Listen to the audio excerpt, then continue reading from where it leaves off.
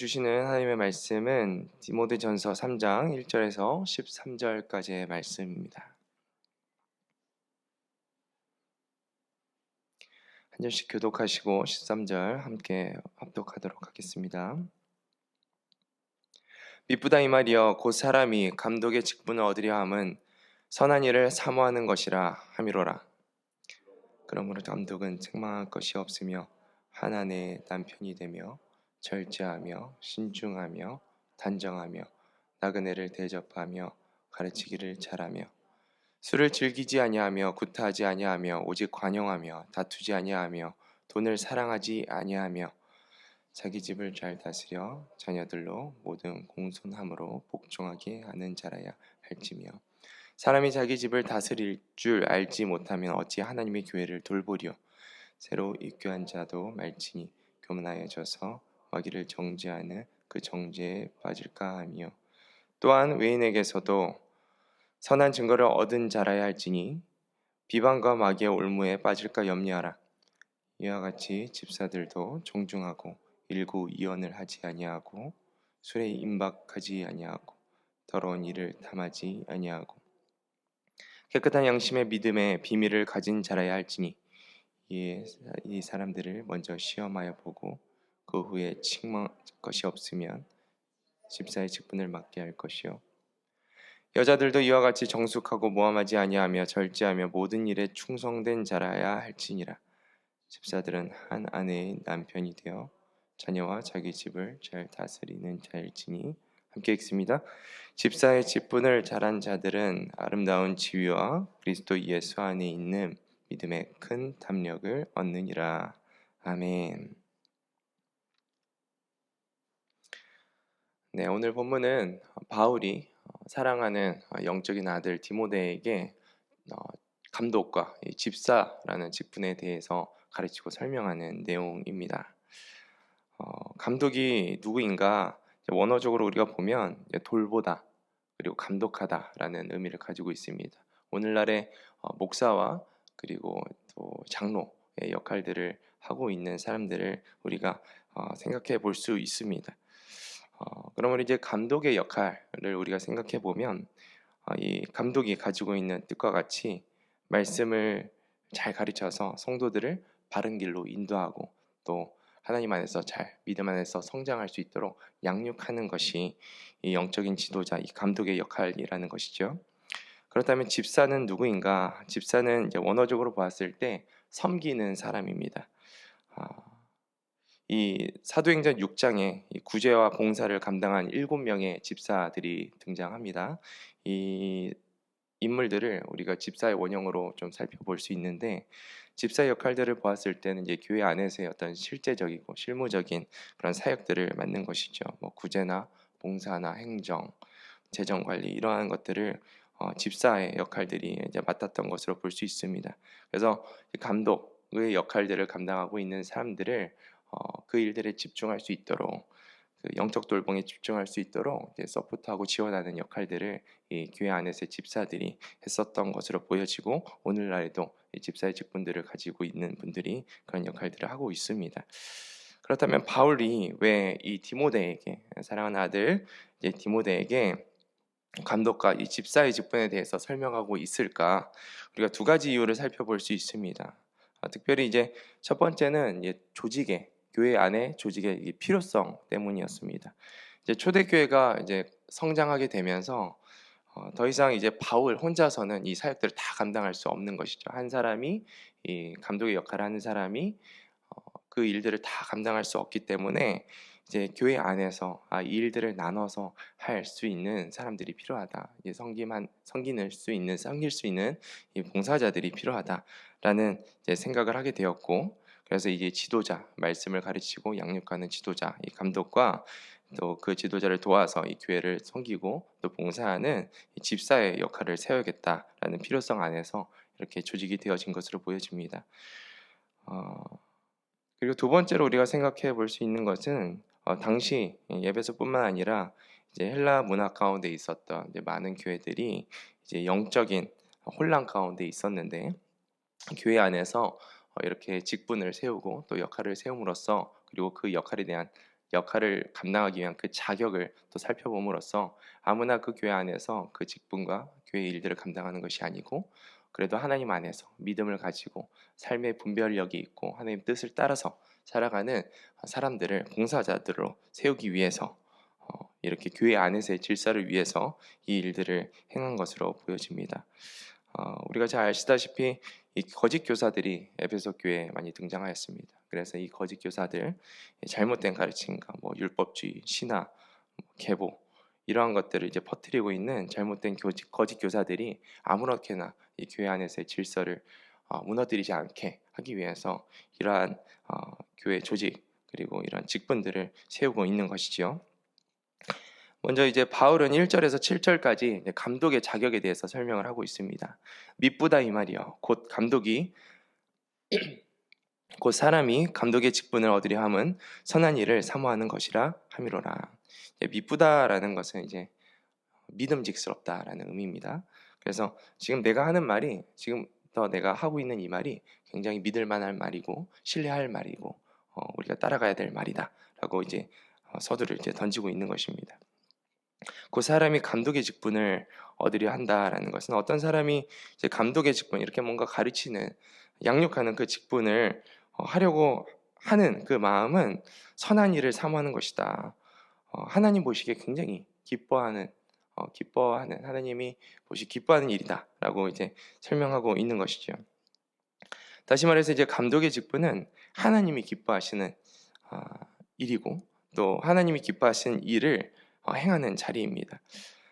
그러므로 이제 이 역할을 감당하기 위해서는 하나님 보시기에 합당한 자격을 갖춰야 된다라고 2절부터 이제 설명하고 있는 것입니다. 그러므로 감독은 책망할 것이 없으며 한 아내의 남편이 되며 절제하며 신중하며 단정하며 나그네를 대접하며 가르치기를 잘하며 계속적으로 이제 감독에 대한 자격에 대해서 얘기를 하는데 책망할 것이 없다라는 것은 이제 뭔가 외적으로 이제 비난받거나 도덕적으로 흠이 없어야 된다라고 이야기를 하는 것이죠. 그리고 한 아내의 남편이어야 된다. 우리가 두 가지로 생각할 수 있습니다. 일단은 일부 일처제라는 이제 제도를 지켜야 된다라고 하는 이제 부분인데요. 당시에 이제 로마 사회를 좀 살펴보면 이제 일부 일처제가 아니라 일부 다처제가 이제 그때 당시의 계층, 그러니까 특별히 또 부유한 계층 가운데 이제 이루어졌다라는 것을 우리가 볼 수 있습니다. 이혼과 재혼도 이제 남자 중심적인 그 사회에서 이제 비교적 자유롭게 이루어졌었고, 이제 성적으로도 이제 성매매 같은 그런 문란한 성문화가 그 문화 가운데 있었습니다. 일반적이었죠. 그래서 이러한 상황들을 살펴보았을 때 교회가 세상과 구별되기 위해서는 이 결혼과 이 성에 대한 철저한 절제와 이제 경계가 필요하다라고 이제 판단한 것이죠. 그래서 한 아내의 남편이어야 된다라고 이야기하고 또 영적으로 보았을 때는 남편이 아내에게 인격적으로 신실해야 된다. 또 신앙적으로 신실해야 된다. 이것들을 이제 한 아내의 남편이다라는 말이 이제 포함되어져 있는 것입니다. 절제하며 신중하며 자기 통제가 가능해야 된다는 것이죠. 나그네를 대접하며 이제 당시에 이제 성도들 그리고 선교사들 이렇게 집에 초대해서 대접하는 그런 섬김의 미덕이 있어야 된다라는 것을 의미합니다. 그리고 가르치기를 잘하며 단순히 이제 하나님의 말씀을 아는 것이 아니고 그 말씀을 잘 가르쳐야 된다라는 거예요. 그 말씀을 하나님의 뜻하신 바가 무엇인지 특별히 이제 그 말씀이 또 성도들에게 어려울 수 있기 때문에 하나님의 말씀을 잘 이해하고 그 말씀을 또 성도들이 잘 이해할 수 있게 잘 전달하고 또 제자 삼는 능력이 이 감독에게는 필요하다라고 이야기하고 있는 것입니다. 3절입니다. 술을 즐기지 아니하며 술을 의지하거나 중독되지 않는 자여야 되는 것이죠. 이제 구타하지 아니하고 폭력적이면 안 된다라는 것이죠. 폭력이라는 것은 이제 결국엔 자기의 감정을 제어하지 못하고 절제하지 못하는 사람으로부터 나오는 삶의 모습인데 자기의 감정과 자기의 그 행동들, 말 이런 것들을 하나님 말씀에 기준하여서 이렇게 제어할 수 있어야 된다라는 것입니다. 오직 관용하며 온유하고 너그러운 그런 예수님의 성품이죠. 다투지 아니하며 이제 논쟁을 일삼지 않고 또 하나님의 안에서 화평을 이루는 사람이어야 된다라는 거예요. 돈을 사랑하지 아니하며 어, 돈을 사랑하지 않는다라는 것은 하나님보다 돈을 앞서 앞에 두지 않는다. 그러니까 돈에 대한 절제가 있고 언제든지 하나님 뜻 안에서 내어줄 수 있는 그런 물질에 대한 절제가 있는 자를 의미합니다. 4절입니다. 자기 집을 잘 다스려. 이제 가장으로서 책임감 있게 가정을 이제 다스려야 된다, 운영해야 된다라는 것이죠. 그런 모습 때문에 자녀들도 모든 공손함으로 이제 복종하게 되는 것이죠. 이제 억압으로 이렇게 권력으로 권위로 이렇게 누르는 것이 아니고 하나님의 말씀 안에서 항상 본이 되어서 하나님의 그 말씀 안에서 사랑으로 자녀를 순종시키는 그런 능력이 이 감독에게 있어야 된다라는 거예요. 왜 4절 말씀 이렇게 교회 리더십으로 세워지는 자가 가정의 리더십이 있어야 되는가에 대해서 설명하는가 우리가 생각해 보면 가정의 리더십은 이제 모든 공동체의 기초가 됩니다. 그래서 우리가 가정의 리더십을 세우지 못하면 어떻게 교회의 리더십을 세울 수 있겠는가? 이렇게 우리 사도 바울이 5절에서 이야기를 하고 있는 것이죠. 사람이 자기 집을 다스릴 줄 알지 못하면 어찌 하나님의 교회를 돌보리요? 가정과 교회의 리더십은 본질이 똑같습니다. 교회에서 리더십을 온전히 발휘하려면 가정 안에서 사람들이 보여지지 않는 가정 안에서도 하나님 앞에서의 그 리더십을 온전히 발휘해야 된다라는 것입니다. 새로 입교한 자도 말지니 교만하여져서 마귀를 정죄하는 그 정죄에 빠질까 하며 이제 새로 입교한 자는 이제 그 감독으로 세워지기가 어렵다라는 것이죠. 신앙 경력이 짧은 사람은 아무래도 이제 그 직분을 맡았을 때 그 마음이 그 직분 때문에 교만하여질 수 있다. 넘어지게 될 수 있다. 마귀가 그의 마음을 흔들 수 있다. 교만으로 흔들 수 있다. 그렇기 때문에 새로운 입교자도 그렇게 신앙의 경력이 짧은 사람은 감독의 직분을 맡기가 어렵다라고 좀 이야기를 합니다. 그 영혼을 위한 이제 판단인 것입니다. 7절 말씀입니다. 또한 외인에게서도 선한 증거를 얻은 자라야 할지니 비방과 마귀의 올무에 빠질까 염려하라. 이제 외인이라는 것은 교회 바깥의 사람을 의미합니다. 이제 외인에게서 이제 교회 밖 이제 성도가 아닌 사람들이 보아도 참 선한 사람이다. 그렇게 인정할 정도로 이제 그런 인격과 좋은 이제 평판이 있어야 된다라고 이야기를 하고 있는 것입니다. 비방과 마귀의 올무에 빠질까 염려하라. 이제 교회 바깥의 사람들에게 이제 평판이 좋지 못한다면 교회 안에서만 또 잘 하고 교회 밖에서는 뭐 회사에 가서는 뭐 가정에서는 이 사람들에게는 좋은 평판을 가지고 있지 못한다면 결국에는 마귀가 그 사람을 넘어뜨릴 수 있는 좋은 올무가 된다라고 이야기하는 것이죠. 그래서 겉과 속이 그리고 바깥과 안에서의 교회 바깥과 교회 안에서의 모습이 동일한 사람이어야 된다. 그것을 이제 살펴야 된다라는 것입니다. 그래서 그러한 자가 감독으로 세워질 수 있도록 교회에서 그리고 디모데에게 그렇게 권면하고 있는 것입니다. 8절부터 13절까지 집사의 자격에 대해서 또 짧게 설명을 하고 있습니다. 이와 같이 집사들도 정중하고 일구이언을 하지 아니하고 술에 임박하지 아니하고 더러운 일을 탐하지 아니하고 이와 같이라는 것은 감독과 마찬가지로 집사도 이런 자격 기준이 있어야 된다라고 이야기하고 있습니다. 정중해야 된다. 존경받을 만한 태도, 품위 있고 신뢰할 수 있는 사람이어야 된다. 또 일구이언 한 입 가지고 두말하지 않아야 된다. 말이 일관돼야 된다라는 거예요. 거짓되면 안 된다. 이중적이지 않아야 된다라고 합니다. 술에 임박하지 아니하고 술에 지배되지 않는 이 자제력 있는 사람 앞에서 이제 똑같은 이야기를 하고 있는 것이죠. 더러운 일을 탐하지 아니하고 부정한 이익, 뇌물, 착취 이러한 것들을 사회에서 또 욕심내지 않는 그런 청량함이 있는 그런 사람이어야 된다라고 이야기합니다. 계속해서 이야기하고 있는 거죠. 집사도 정직해야 되고 절제된 삶을 살아야 되고 말과 행동이 일치되어야 된다. 9절 말씀입니다. 깨끗한 양심의 믿음의 비밀을 가진 자라 할지니 깨끗한 양심은 하나님 앞에서 이제 마음에 거리낌이 없는 그런 마음을 그러니까 깨끗한 마음을 가지고 있는 자인 것이죠. 하나님 앞에서 깨끗한 마음, 항상 주님 앞에서 회개함으로 마음을 정결케 하는 자를 의미합니다. 믿음의 비밀을 가진 자는 거짓 믿음이 아니라 진짜 믿음, 참된 믿음을 가진 자를 의미합니다. 예수 그리스도라는 그 믿음의 비밀을 가지고 하나님을 예수 그리스도를 믿고 예수 그리스도를 삶의 주인으로 모신 자, 이 자가 이제 집사가 되어야 된다. 이에 이 사람들을 먼저 시험하여 보고 그 후에 책망할 것이 없으면 집사의 직분을 맡게 할 것이요.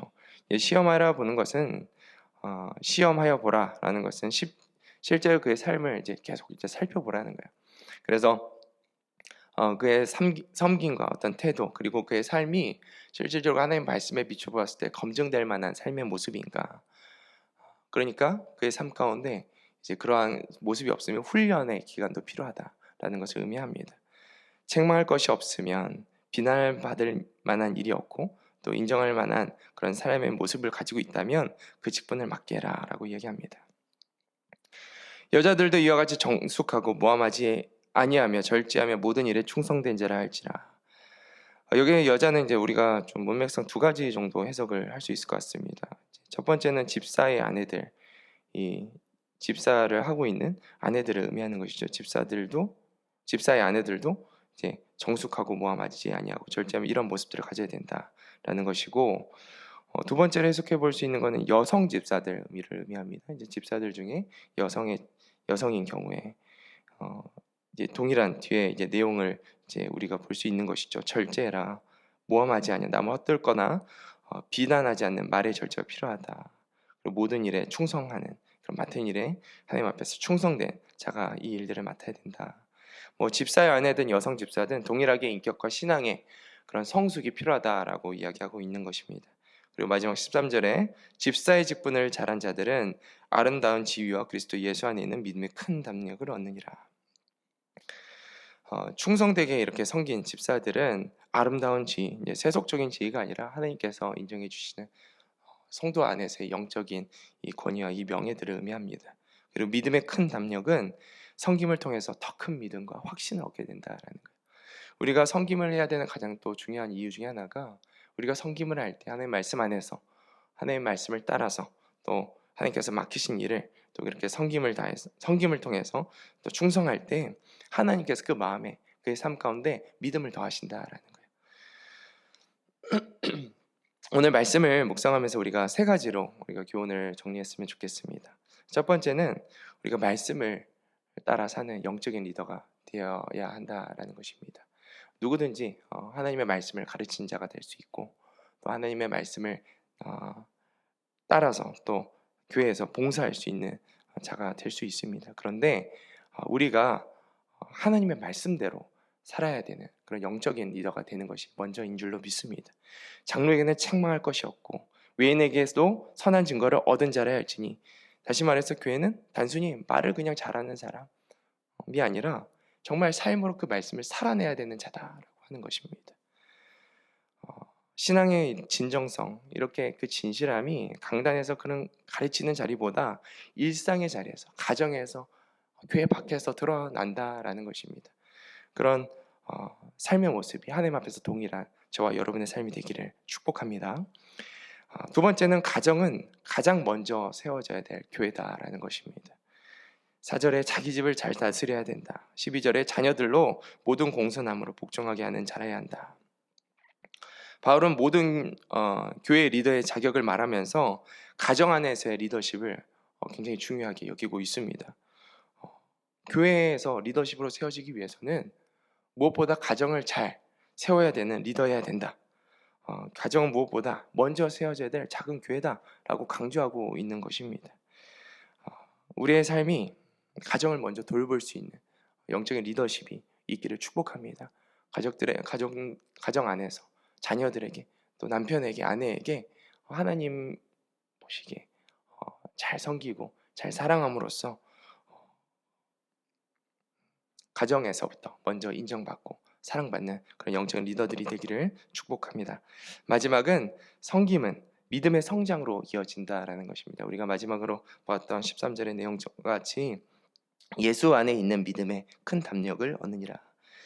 사역은 단순한 일을 그냥 처리하는 것이 아닙니다. 믿음을 훈련하고 자라나게 하시는 하나님께서 허락하신 훈련장인 줄로 믿습니다. 그러므로 우리가 하나님께서 맡기신 일 충성되게 해야 되는 줄로 믿습니다. 이 시간을 통하여서 우리 믿음이 자라납니다. 하나님께서 우리 믿음이 자라나기를 원하시기 때문에 우리에게 직분을 맡기시고 봉사하는 자리를 허락하십니다. 우리가 영적인 그 자라남을 원한다면, 사모한다면 하나님께서 나를 어디로 부르시는지 묻고 또 그 일에서 충성할 수 있는 저와 여러분이 되기를 축복합니다. 우리 함께 기도하겠습니다.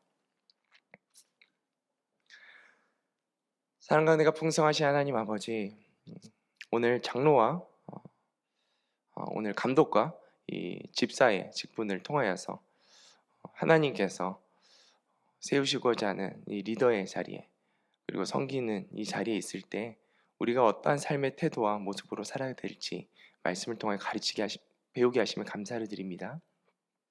하나님, 말씀을 따라서 살아가는 우리의 삶이 되게 하여 주시옵소서. 겉과 속이 같고 교회 밖과 안이 같은 삶의 모습으로 살아갈 수 있도록 주여 항상 우리의 삶을 주장하여 주시옵시고, 항상 말씀을 가까이 함으로 주의 뜻을 분별하며 순종하는 주의 자녀들 될 수 있도록 주여 인도하여 주시옵소서. 무엇보다 우리 가정을 축복하여 주시옵소서. 가정을 우리가 소홀히 할 때가 참 많습니다. 하나님, 하나님께서 허락하신 어떤 공동체 중에서 그 가정을 하나님께서 우리에게 먼저 맡기셨음을 우리가 기억하게 하시고, 하나님께서 허락하신 가정, 사랑과 섬김으로 정말 주의 마음을 따라서 사랑하고 봉사함으로 이 가정 안에서의 리더십이 온전히 세워지고, 또 이 온전한 리더십이 또 교회로 또 온전히 또 이어질 수 있도록 주님 인도하여 주시옵소서. 우리 안에 섬김을 게으르지 않게 하게 하여 주시고, 하나님께서 맡기신 부르심 그 섬김의 자리에서 우리가 충성되게 함으로 우리 삶의 그 믿음이 더욱 장성하여 그리스도의 그 분량에 이르기까지 되어지는 그 은혜를 우리 안에 허락하여 주시옵소서. 오늘도 말씀 안에서 기도하며 나아갈 때 우리를 자라나게 하시고, 또 우리에게 귀한 일들을 또 맡기시는 주의 은혜를 또 우리가 누리길 원합니다. 주님 함께하여 주시고 성령 충만케 하여 주시옵소서. 우리 구주 예수님의 이름으로 기도합니다. 아멘.